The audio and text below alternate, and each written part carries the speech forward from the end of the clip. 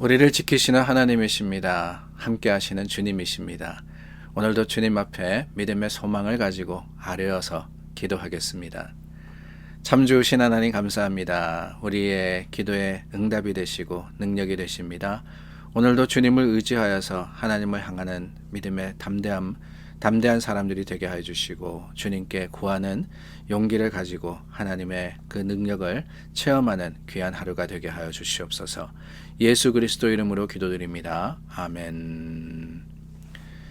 찬송가 461장 불러서 우리 하나님 찬양합니다. 461장입니다.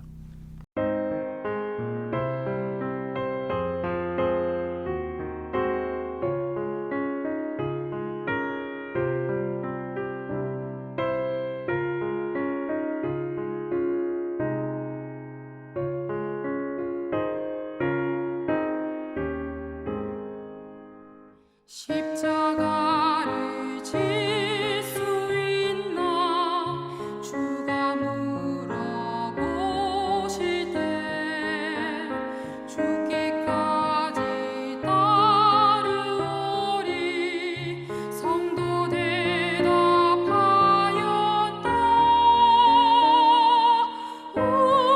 우리의 심령 주의 것이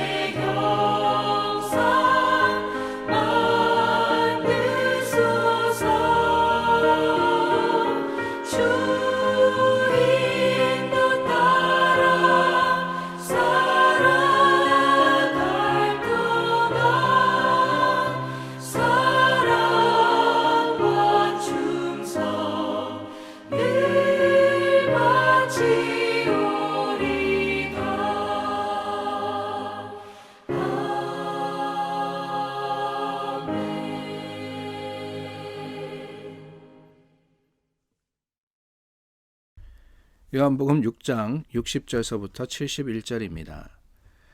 제자 중 여럿이 듣고 말하되 이 말씀은 어렵도다. 누가 들을 수 있느냐 한데 예수께서 스스로 제자들이 이 말씀에 대하여 수근거리는 줄 아시고 이르시되 이 말이 너희에게 걸림이 되느냐. 그러면 너희는 인자가 이전에 있던 곳으로 올라가는 것을 본다면 어떻게 하겠느냐. 살리는 것은 영이니 육은 무익하니라. 내가 너희에게 이른 말은 영이요 생명이라. 그러나 너희 중에 믿지 아니하는 자들이 있느니라 하시니 이는 예수께서 믿지 아니하는 자들이 누구며 자기를 팔 자가 누구인지 처음부터 아심이라라. 또 이르시되 그러므로 전에 너희에게 말하기를 내 아버지께서 오게 하여 주지 아니하시면 누구든지 내게 올 수 없다 하였노라 하시니라. 그때부터 그의 제자 중에서 많은 사람이 떠나가고 다시 그와 함께 다니지 아니하더라. 예수께서 12 제자에게 이르시되 너희도 가려느냐. 시몬 베드로가 대답하되 주여 영생의 말씀이 주께 있사오니 우리가 누구에게로 가오리이까.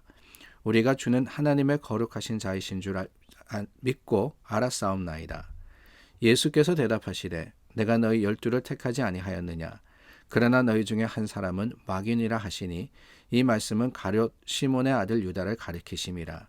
그는 12 중에 하나로 예수를 팔 자라라. 6장 처음 시작할 때 오병이어의 사건이 기록되었던 것을 우리가 기억합니다. 그 사건을 이어서 계속해서 예수님과 또 따르던 사람들 간의 대화들, 제자와의 사건들을 6장 전체가 기록을 하고 있습니다. 근데 66절 말씀해 보니까 그때부터 그의 제자 중에서 많은 사람이 떠나가고 다시 그와 함께 다니지 아니하더라 그랬습니다. 요한이 기록하고 있는 예수님의 제자들, 물론 12 사도들을 이야기하는 것이 아니라 예수님을 따라다녔던 사람들을 이야기하는 거죠. 그 사람들이 예수님을 떠나갔다라고 하고 있습니다. 그 이유가 뭐냐? 왜 예수님을 떠나갔느냐? 60절과 61절 말씀해 보니까 제자 중 여럿이 이 말씀이 어렵다. 그러니까 예수님께서 제자들과 사람들에게 하신 생명의 떡이라는 말씀이 참 이해하기 힘들다라고 이야기를 했다라고 기록을 하고 있습니다. 그런데 여러분, 예수님께서 그 말씀을 듣고는, 그 이야기를 듣고는 뭐라 그러시느냐? 이 말이 너에게 걸림이 되느냐라고 하십니다. 이 말이 너에게 걸림이 되느냐? 그리고 64절 말씀에 가서는 너희 중에 믿지 아니하는 자가 있으니 라고 하셨죠. 사실 제자들 중에 여럿이 한 이야기는 이게 도무지 이해하기가 힘듭니다. 우리가 해석하기가 어렵습니다. 또 지식적으로 이야기하는 거예요. 이것을 도대체 우리가 어떻게 해석을 할 수 있느냐, 어떻게 적용할 수 있느냐, 참 힘든 이야기입니다. 그랬는데 사실은 예수님께서는 그들의 마음을 보십니다. 뭐라 그러시느냐? 이 말이 너희에게 걸림이 되느냐 그랬어요. 그리고는 믿지 아니한다 그럽니다. 그래서 결국엔 뭐냐? 예수님께서 생명의 떡이다. 그 떡을 먹어야 된다. 피를 마셔야 된다. 이런 이야기를 하시는 것이 무슨 의미인지, 또한 그것이 어떤 것인지, 어떤 가르침이신지를 아예 모르는 게 아니에요. 아예 몰랐으면 차라리 예수님 앞에 나와서 이게 무슨 의미입니까? 무슨 뜻입니까? 여쭈고 배우고 알고 할 수 있습니다. 그런데 예수님은 그 본질을 보셨던 거예요. 뭐냐? 이 말을 들은 많은 사람들의 마음에 도무지 그 예수님을 영접할 수도, 또한 예수님을 믿음으로써 고백할 수도 있는 그런 마음이 없었더라는 거죠. 없었더라. 믿음이 없었다. 말은 어렵다 그럽니다. 그런데 그 어렵다라는 말 속에는 뭐냐? 믿음의 부족함, 그 믿음의 없음을 우리는 이 말씀을 통해서 깨닫는 거죠. 우리는 어떻습니까, 여러분?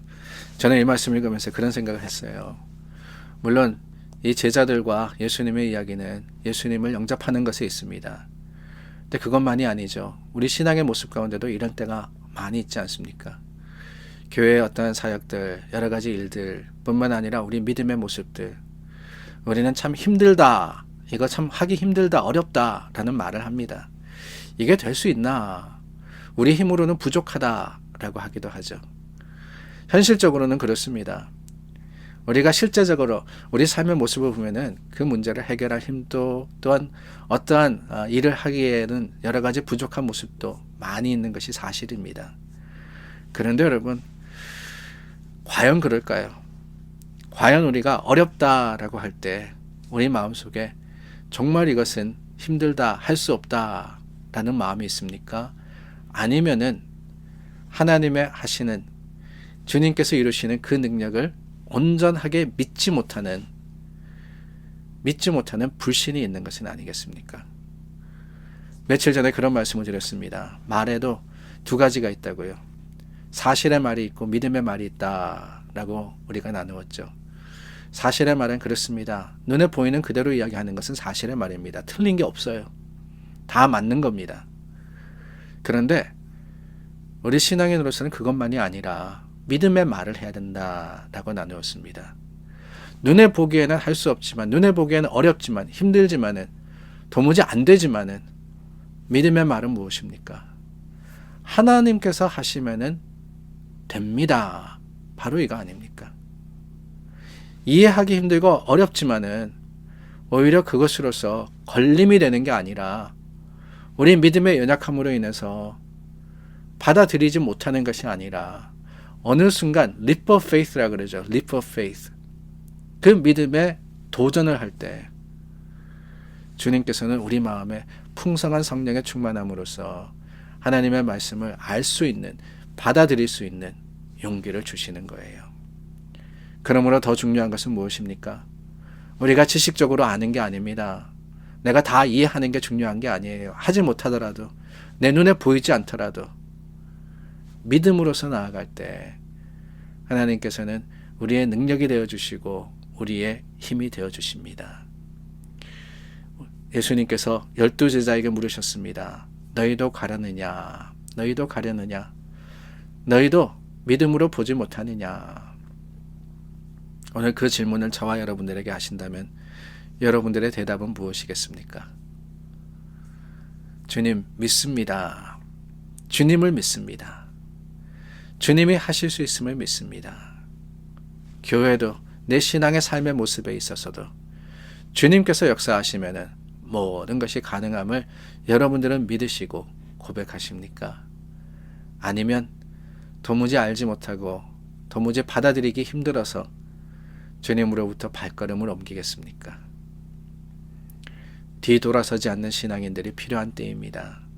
오늘 우리가 다시 한번 믿음의 용기를 가지고 하나님을 의지할 때입니다. 주님께서 반드시 이루시겠다고 하셨으니 그 이루시는 모든 것들을 삶의 경험과 또한 간증으로서 체험하는 저와 여러분들이 될 수 있기를 예수님의 이름으로 간절히 소망합니다. 기도하겠습니다. 참 좋으신 하나님, 알지 못한다고 그게 다가 아니라 알게 하시는 하나님을 더욱더 의지하는 믿음의 사람들이 되게 하여 주시고 주님의 거룩하심을 기대하여서 다시 한번 믿음의 용기를 가지고 선포하는 우리가 될 수 있도록 도와 주시옵소서. 예수님 이름으로 기도드립니다. 아멘. 벌써 1월의 후반부를 향해서 가고 있습니다. 여러분들께서 기도해 주시고 또한 하나님께 구해 주실 때 우리 다시 한번 하루속히 신앙생활의 정상화를 이룰 수 있도록 우리가 간구하며 또한 다시 만나서 함께 예배드릴 수 있는 그날을 소망으로서 기다립니다. 기도하겠습니다.